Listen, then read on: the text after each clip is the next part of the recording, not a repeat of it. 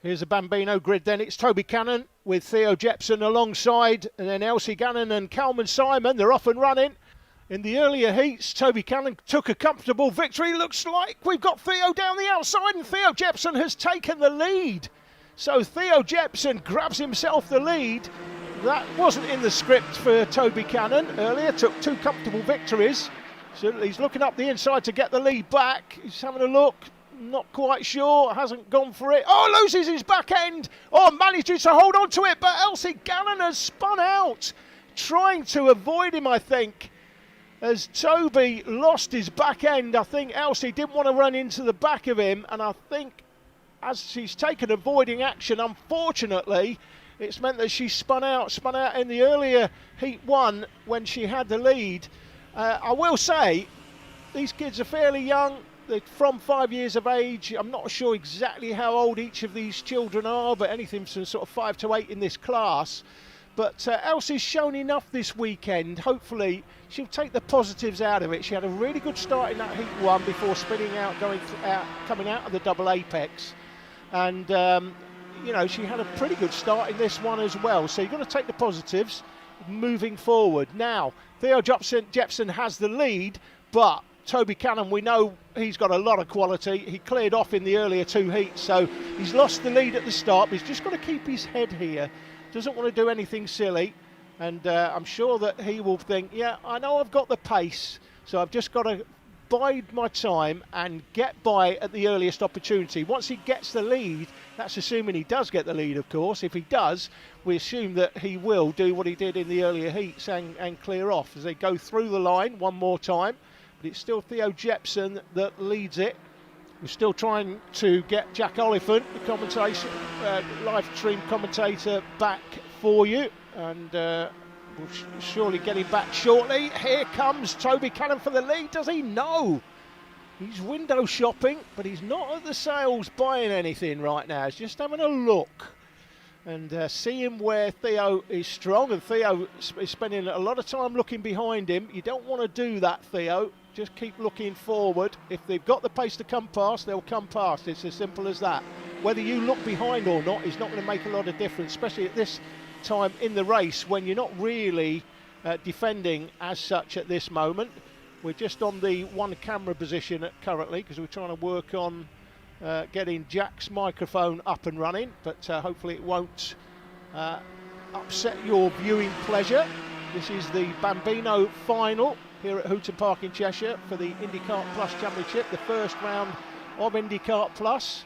It means that if you're licensed or an unlicensed driver, you can race at the same meeting, providing if you are an unlicensed driver, you've shown the circuit owner that you have some skills and he may put you through a bit of a test. So that's what the difference is between Indikart Clubman and Indikart Plus. Coming up to the Wilson S's one more time. It's still Jepson that has the lead. Through the Stanlow bend, the final bend on the circuit, and as they go down through the line, I thought he was going to go alongside there, but no such luck. It looks like, Eureka, we've got Jack Oliphant back. Jack. Apologies, ladies and gentlemen, you can now hear me. I do apologise. I don't know why that quite dropped out, and I don't know when it dropped out either, but well, I was just saying, through the course of that race, well done to Theo Jepson, who's still leading this one in the Bambino category. Toby Cannon, for the first time, really being tested to try and actually get past. Normally, he's leading away with the fairies sort of thing, but no, Theo Jepson really keeping him honest. And as I was saying just before, I realised that we're not live. Well, I wasn't live. That's the fact that if I had one tip for Theo Jepson, it would be to not look over his shoulder quite so much. You only want to look over your shoulder 2 or 3 times a lap, just to make sure the driver is still there. When you're going into your braking zones, you want to be looking forward. You want to be looking at the apex as you hit the brakes. If you can, look at the exit if you're that good. But that is really sort of high-level driving sort of stuff. Here goes Toby Cannon up the inside, and Theo Jepson has to try and go for the cutback. Try and go aggressive this time round. He's not going to make it. Stick though around the outside. It's going to be a tight squeeze. There is rubbing and squeezing him onto the outside of the circuit there with Theo Jepson. There was just enough room, and really good racing from the two of them. some would say maybe they was a little bit lucky that they left enough room. I would say it was just good spatial awareness from the young drivers.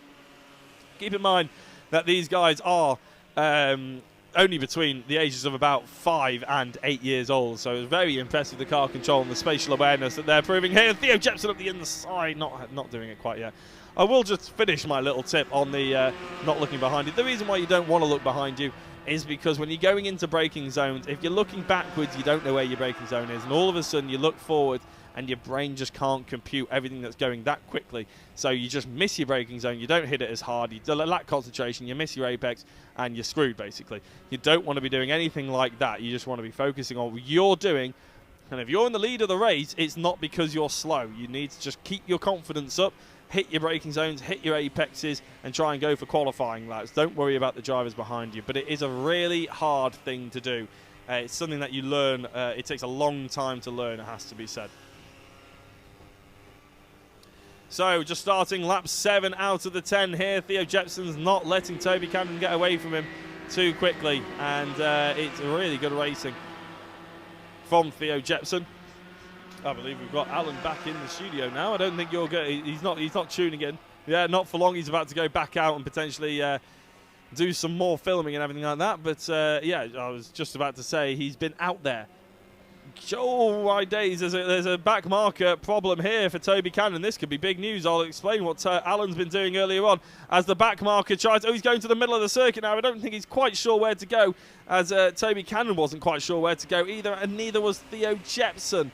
And really, that's put a little bit of an end to the battle, as Theo Jepson almost squeezes him a little too much there. He didn't need to move across that much. And these are all the things that, as I said, these drivers will be learning through the course of this weekend.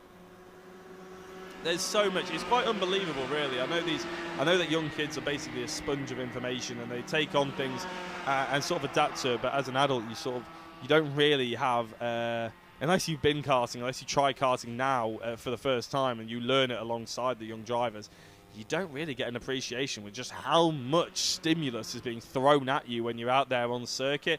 To think about the other drivers, to think about putting the kart on the ragged edge, to go into the braking zones, locking up, doing the right technique, being smooth and all that sort of thing. It really is an absolute nightmare to try and pick up, which is why it's always so impressive for these young drivers. Toby Cannon, though, he's not going as quickly as we expected, and here comes Theo Jepson up the inside, and that could be crucial because we are on the last lap of the race, and Theo Jepson has just retaken the lead. And after what has been an absolutely commanding day for Toby Cannon, it could all go tumbling away from him. In fact, no, it's not the last lap of the race. My apologies. It's Bambino's at 12 laps, not 10 laps in the final. I do apologise. I've just made our production team rather panic for a second there. I do apologise. Theo Jepson misses the apex, runs onto the rumble strip, allows Toby Cannon to potentially have a look, but I think Toby actually came off the throttle a little bit there to allow Theo back through. Probably smart, actually. Is not wide enough for two karts, even two Bambinos to go through that. S's, they're looking at each other's car as they try and squeeze each other. And is there going to be a dive up the inside? There's not much of a braking zone into turn 1, to be honest, for these Bambinos, because they're not going as quickly as some of the other karts, so they don't need to brake just quite as hard as some of the others. It's all about momentum, these things. With only 3.5 horsepower, you can't quite get away with just booting it out the exit of a corner. You have to keep the minimum speed up, and it really does teach you how to drive in any form of motorsport. It's quite sensational stuff, really.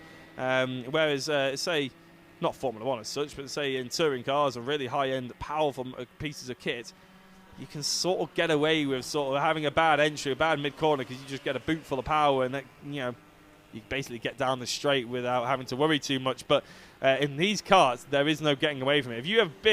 If you scrub some mid-corner speed, you are screwed. Wow, this is a great race, by the way. Just rejoining you just for a second. Oh, contact! Oh, that is the race leaders. Now, where's the man in third place?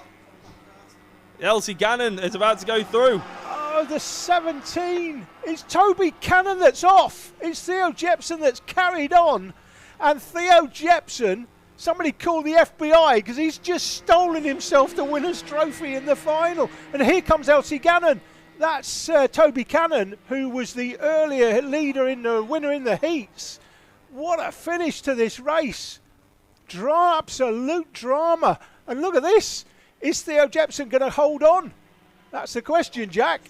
Well, Theo Jepson, he did lead for a large majority of this race. No one could argue if he came away with the win. After that, he is going to come away with the win now. It's down to a steward's inquiry. There is a preliminary result that sees Theo Jepson take the top step of the podium and Elsie Gannon come home with a very close second place. Toby Cannon, at the moment, is still registered as third, but I think Calman Simon will get his first podium of the season here in the final, as it happens as well.